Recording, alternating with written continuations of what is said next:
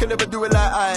When you see man pull up and slide, man stepped in the room with legends, Rio and Steve, you know it's a vibe. Check the podcast, what you wanna know? Don't ask me, go and ask Joe. If you're talking Premier League, he's on the front line and I gotta go. It's a vibe with five, and you already know what it is. It's a vibe with five, and you already know what it is. Vibe with five, and you already know what it is. It's a vibe with five, and you already know this. Right, welcome back to Five. Today we're going to be talking about what's just happened and what the potential implications are with what's going on, not just with Marcus Rashford, but that's what we're going to talk about, but the wider discipline issue at United. Why are you smiling? There's a smirk on your face. I can see it. You look happy. I want to talk about what's going on at your club. Your energy is so questionable. Go on then, what's going on? Marcus Rashford. What about him? You tell me, mate. You know, spotted in Belfast. Now, is this alleged or is it? This is what I'm saying. This is why I want to be very careful what we say on the show, because obviously I only want to deal with facts. But it looked like he was spotted out in Belfast, which is a fact, right? I don't know whether it was Wednesday or Thursday. At one point, there were bits and bobs coming out in the media saying, "Oh no, it was on a Wednesday, not on the Thursday, as it was originally said." But then he called in sick on the Thursday, and he couldn't report to training for Friday, right? There's a lot of people. So United said he went out Wednesday with permission by the Sorry, Steve, before you start, the way the manager answered the question, he flatlined it as if to say, like, I'm dealing with this behind the scenes, trust me. Something's not right. Sorry, Steve.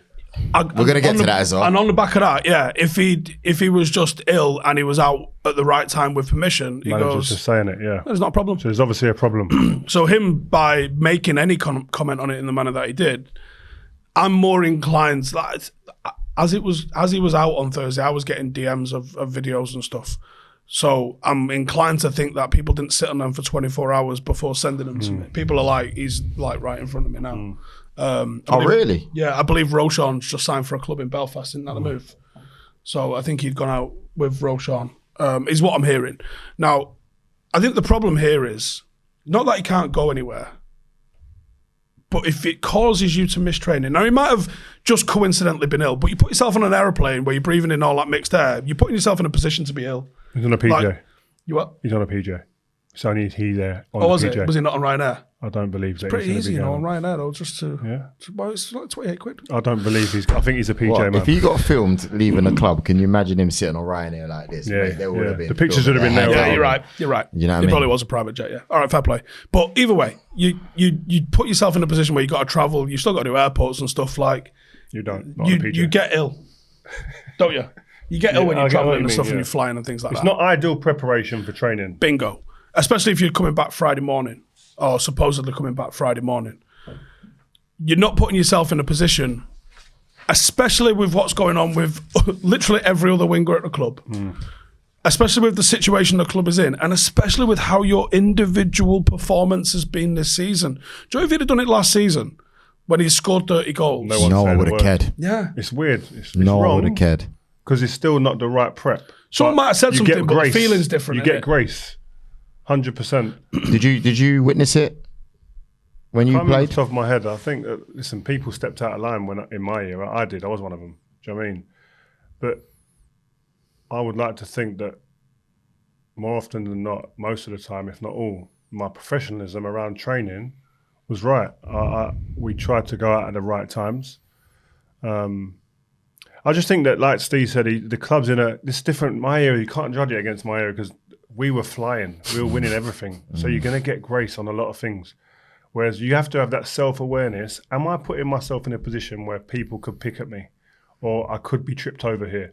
So if you're going to go in for a Friday training session and arrive back that morning, that's not really, if you're talking like elite sportsmen, is that the right prep? That's the first question that I ask. I'd say no.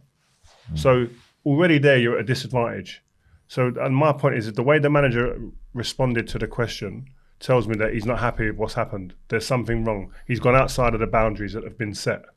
So he has to work that out. But the club's in all over the place. Players in his position have been hammered by the club. One's gone out to Dortmund on loan now, and one's not at the club anymore. The other one was on a mad charge or accusations or whatever. Like, there's a lot of noise around the club. You're one of the experienced players now. Keep that noise down. That's your duty. You're one of the leaders now, like it or not. Your age, the time you've been there, you're one of the leaders. And again, I think you've got to be aware enough that when you're not doing well as a club, as a team, and you're not hitting the standards that we know you're about personally, you've got to be aware, man. Is this where you go Paul Scholes mode? Wake up, train, shower, go home. Yeah. You got to simplify it. I'll give you a good example. If we got beat like that, we're not. I was never at Man United in a time where it's like now, where the atmosphere is like now. But if we got beat on a regular weekend, on a Tuesday or whatever, or Saturday, and we didn't have a game to the following Saturday, and I've got a commercial engagement on Wednesday with my sponsor at the time, he was Nike or whoever it was. My agent, Jamie, here in New Era, will be up on the motorway coming up. Yeah, and I just go, nah. What, 5-hour drive, 6-hour drive? You're telling Jamie no? Yeah, I'm not doing it. Or I'd say to him on the day before, or whatever, I'd tell him I'm not doing it. Yeah. What do you mean? They've spent all the money on the hotels, all the people, they've got 30, 40 people doing a commercial, but I ain't doing it. Just got to be, bro. I can't be seen to be doing that. I'm not doing it. So wow. So not even wow. So or interview. A lot of the time it was interviews as well, where they're going to do an interview for Sancho back in the day as a paper or a magazine that said, no, you've got to delay it. That can't go out now. Well, we just got beat. Like my personal pride. No one told me to do that. Yeah. That's just like, and it was a common thing for a lot of the players. I see a lot of players. Did you have that all the way through at West Ham, at Leeds, or is that something you picked up? Something I picked up at United. Leeds United really, but mainly at United because the culture, and I think that's where these players are probably at a disadvantage as well. There isn't a culture that's set in stone at the club that they have to adhere to and just follow. Is Marcus not the most senior player in this squad now? Him and Luke Shaw? I'd say so. Who's got the most appearances out of them? It's probably neck and neck, isn't it? Yeah. Because of injuries with Luke Shaw. Yeah. There's your senior players. Yeah, it's 100%. Right now, Marcus he should be the guy that's just leading that team. Like, So I think you he's flip back to your era. That's Giggs and Scholes and Keane. Yeah, when I walked in, them guys, listen, none of us were saints. Scholes, everyone thinks is the most quiet man, but if we had a night out, he was a loon sometimes. On tables. Giggsy, yeah. Okay. But Scholes, he would be out and about, and he'd be there. He would be one of the last to go home, etc. Yeah. But you're trying to do it at the right times. We weren't saints. We did go out. We did like a drink. We did like a good time. I think the difference is the awareness. there's phones as well, so you got to be extra careful now. Listen, mate, there was reporters out and about following people. There was private investigators in all the bars and clubs when we used to go out. 100%, it'd all get back to the manager. You think the manager didn't know what drink we were drinking? He knew what drink you were ordering. Wow. He knew what your bar bill was. Rio, you left your car, your credit card at Sugar Lounge after we won the league one year. You left your card. So he says it. And I was like that, stuttering. Like what?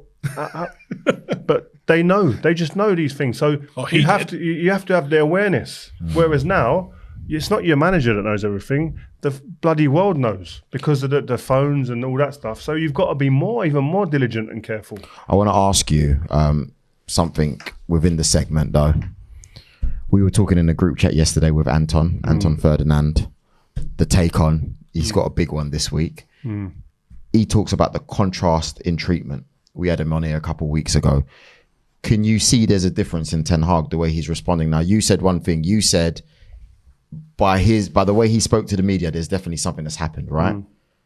It also sounds to me, though, like he doesn't want to make the same mistake again and make more noise and go, yeah, he did go out, or because he was very blunt and honest with Sancho, and a lot of people commended him with it. After a year of dealing with it. That's a difference. But there's been a couple now with Rashford. I'm not saying it's the same, but he's had to come out a couple times to talk about Rashford as well. Could it be that he's seen what's happened and he's trying a different approach? It could be. It's two different people, though, John. But it's like you can't treat two people exactly the same because you don't know what incidents have happened behind the scenes that we're not privy to. So we've seen that he's called out Sancho. Yeah, Sancho could have done 10 things before that we don't know about, and Rashford might have done 3. Yeah. So are you saying still he's got to treat them exactly the same, and he's got to go public and he's got to call out exactly the way that he's done Sancho? Because for all we know, Sancho's done 8 things. And he's only done 3. We don't know. And if that's the case, he's going to handle it accordingly that suits him. I don't think you can go blanket approach everything and just say, this is all the same, I'm throwing it all in the same basket. Each individual case warrants a different kind of reaction. I just think he has to be strong. He has to be solid, and he has to be consistent. But this is what I'm saying is I want you guys to let us know in the comments, by the way. We want more comments from you guys, more likes, everything, because I think these are discussions that we all need to have as a community, right? Well, we don't know. Do you remember Sancho discussing. scoring 30 goals for us last season? No. And playing every single game? No. So do you reckon that's a does grace that not period? warrant? Yeah, but does that not warrant some level of different treatment? Ten Hag might be thinking, this kid has never done anything apart from give me headaches. This one last season was my leading scorer and led us to the success that we had. Okay, it's not typical United success, but maybe he's thinking, I've got to keep him on side because if I get him back to that level, there's a 30-goal season forward that I've got. Whereas he might think, Sancho's never going to do it for me. But that's a good point right there. Maybe he's playing the game as well. You know what I mean? Who? Ten Hag. Maybe he's thinking, instead of coming out and saying what I really want to say, I need to play the game and get a Marcus Rashford that can get on the goal sheet. Do you know what I mean? But also, where does he go now? If he does that with Marcus, who's he go to? Who's he lean on? Whereas if he does that with Sancho, he knows he's got a Rashford sitting there. Yeah. He's got a Garnacho sitting there. Got a Højlund now. But if he does that with Marcus now, also well, both of them have a huge value. But in the market now, Marcus he's going to go for a lot of money if he goes. I just think that listen, I hate talking about Manchester United, about all these extracurricular things, all of these things outside of the 90 minutes. You don't get a week without right? it, do we? But it's consistently popping up. It's been happening for flipping years. Like, there's so many different scenarios that we're talking about outside of the game. And it is down to the club, down to the players, and down to the manager to create a culture where people stay in check. Out of five being the highest, how would you score the way Ten Hag has dealt with players since coming to Man United, including the Ronaldo situations, including him walking off at halftime, including Dalot being in that mix, including Wan-Bissaka, including Marcus Rashford, Jadon Sancho, all of them, and Maguire, Garnacho. But this is the point. The fact that you've had to sit there and reel off about 10 different things, and you've probably seen there's probably loads many more, right? Mm-hmm. Who else is dealing with that type of stupidness? Who else is dealing with these behavioural problems? Who else is dealing with these sagas? Who else is dealing with these big personalities who are doing what they feel is right at the time? Do you know what I mean? Probably only Poch or guys down at Chelsea. Poch? Well, what? I haven't seen anything come out. Poch ain't got no name brands moving mad. No, well, if you think about it, the only difference Poch has only just got a lot of players. That's it. A lot of players, but you still got to manage different. No, but there's no public. It's not the same though, is it? They're not United, isn't it? No, but yeah, I know that. Yeah. But what I'm saying, you can't liken it to Man United.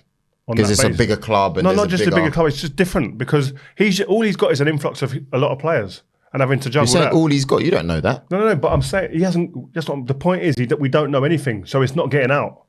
We're dealing with someone at Man United who's dealing with a lot of public issues, sagas, soap operas. Different.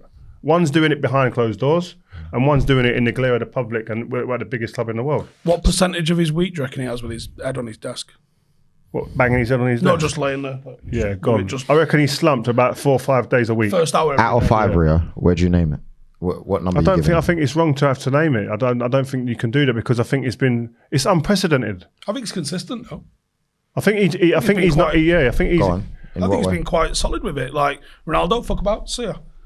Maguire dealt with quite well, I thought, in the handling of taking the armband off him. Wan-Bissaka. What he ain't doing is he ain't letting people get away with it. Yeah. Which is good, which I like. Because I thought for a period it was like, you can just do what you want. And obviously there's friction. And Cristiano Ronaldo said this. And he said a lot of waffle. I mean, I'm sitting down with Piers Morgan, he's going to be waffle. But like, when he sat down with him, and I think he may have said this outside of the Piers Morgan thing, I'm just figuring out where he said it, but he said, this lot aren't serious, didn't he, at some point? And we all assumed, who is he talking about, this, that, and other. But regardless of whether you want to pin names to it, he was right. That lot, as a collective, are not serious. We just listed about 18 different players. That's not like, if you're looking at like, what is the makeup of my squad? It's bellends. There's no other word for it. You can't say they're professional, they're ruthless, they're winners. No, they're bells. They're bells. It comes to a point as well, is trust. Can the manager trust that these players aren't going to be front, middle, back pages, headlines? He can't. He can't trust them at the moment to allow him to just focus on football. We have more statements than points. It's unreal. It's true. We definitely have more than Højlund's had shots. Yeah.